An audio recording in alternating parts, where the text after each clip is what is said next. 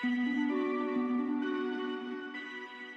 guys, and welcome back. Today I'm going to talk a bit about how I like to add texture to skin when I'm using watercolors. This is actually one of my all-time favorite steps in painting because it, for one, is really actually very fun to do. It's pretty easy and it adds a lot of life to the skin that I'm painting. So let's just go ahead and jump right in. After I show you the three basic techniques that I use and the brushes that I use to do them, I will also show you a painting that's focusing on getting some skin texture in a painting with skin. So let's go ahead and jump right in. So the very first one is basically where I just use a very separated, more coarse brush to add a lot of little tiny dots all at once. It's a very textured brush is what I'm looking for. So I have three that I like to go with, and there are three different sizes, so it works great for me.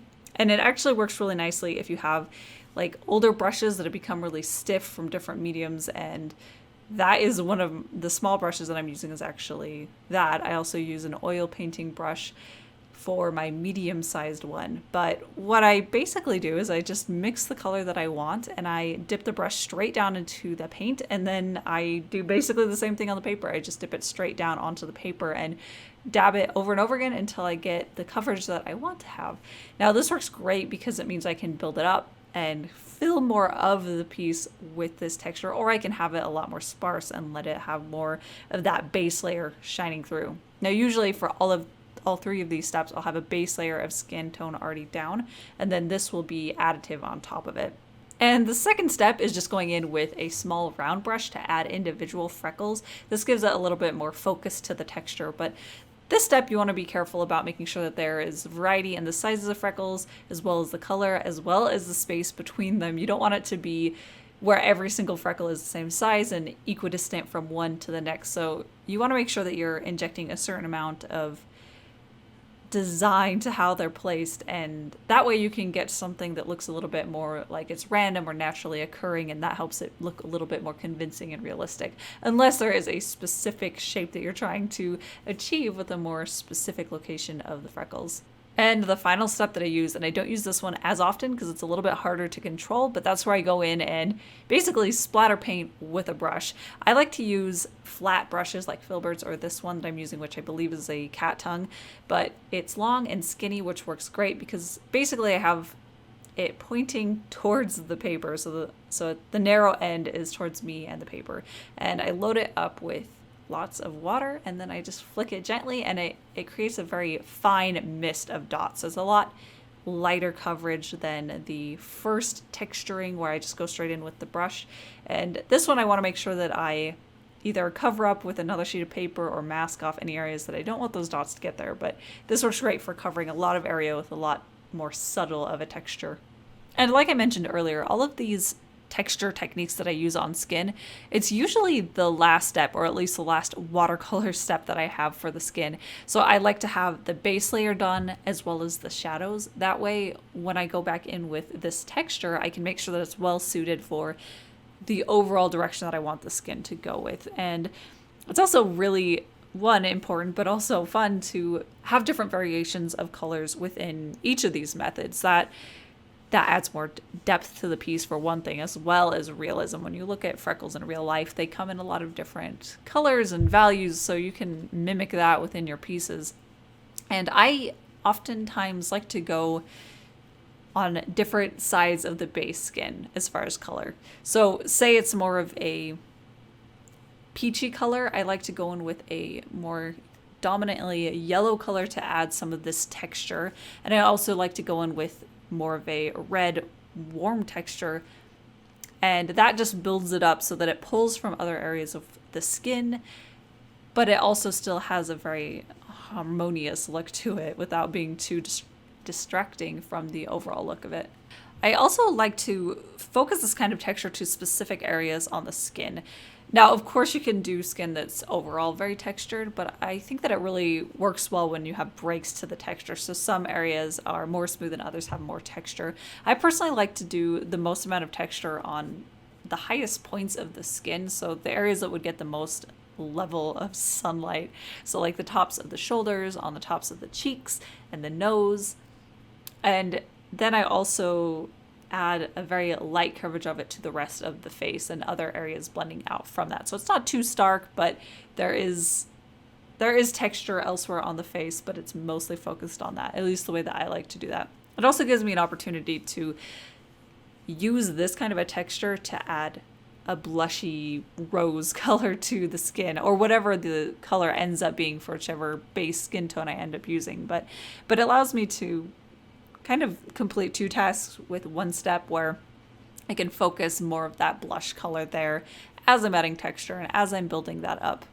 And the really fun part about this is that this kind of texture building effect, it can be used basically anywhere that you want more texture. It is definitely not a skin-centric type of thing, but I like to focus it on, if I'm adding more elsewhere, on clothing, because it has a soft fiber type look to it. So being able to use this type of texture works really well. Whereas other areas where I want there to be a difference in textural appearance, I will use a different type of texture, or none at all. Like hair, oftentimes I will make sure that it's a different type of texture that I'm adding in.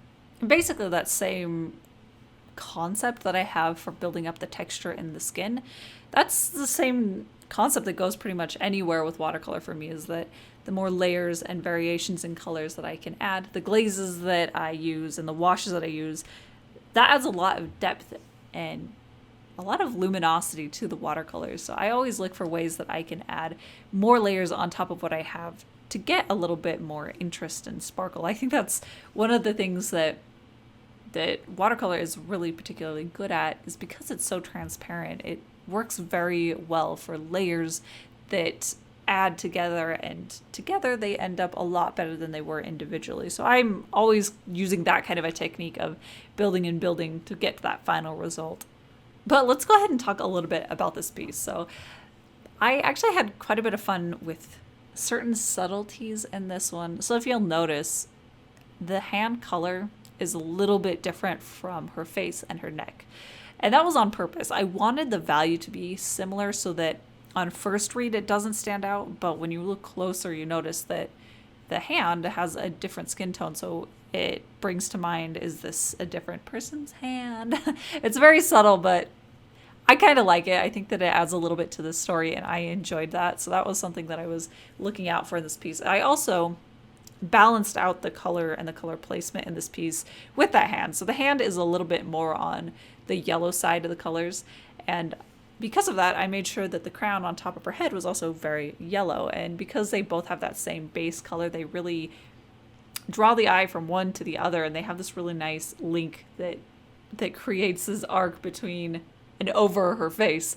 So I did want to make sure that there was a balance there. I also did end up using that same yellow color for the background, and I really like that. I think that it does help solidify those few warmer details into the overall piece, and I make sure that there's more representation of that within this color palette. And I created a very subtle effect of her eyes glowing just a little bit by taking that same orange that's in her eyes and dropping that down to right along the lower rim of her eyes and a little bit onto the top of her cheekbones. That just gives it the illusion that there's a little bit of light emanating from her eyes, that orangey glow. Oh, and I do want to talk a bit about the texture that I have in the background, because I was really happy with this look and I had never achieved something like this before, even though I have tried. So for the background, I made sure to keep the paper very wet by adding a lot of paint over and over again before it dried, or when it was halfway dry. And basically I just went in alternating between a lot of paint in the water, so a lot of pigment, and dropping that down, and then I'd go back in and add a more diluted paint and drop that on top of that stronger concentration of color, and that created this like ring effect as it blended out and faded. So it's very like layered, like there's steps to the texture. I think it looks really cool, so I'm excited to take that effect or that technique and use it in a way that I know what I'm doing with it, because this was a little bit of an accident of trial and error. And when I saw that it was creating this effect after a couple of tries at it, I really like it. It's something that I wanted to be able to achieve, and I struggled with finding a way to do it. So yes, finding ways to add texture to watercolors is my new mission. And that is it for today. I do have this painting available in my shop. There's a link down in the description that'll take you right over there. And I have been streaming over on Twitch for the last couple of weeks now, and I love it. But if you do want to get some completely new pieces of artwork and new content from me, that's a great place to do that. I have a link down in the description that will take you over to my Twitch channel, so you can be a follower over there and get notifications on when I go live. And I do have a streaming schedule up over there, but I also stream on Saturdays at 11 Mountain Standard Time, and that's 11 a.m. So yeah, that is about it for today. Thank you guys so much for watching, and I'll see you next time.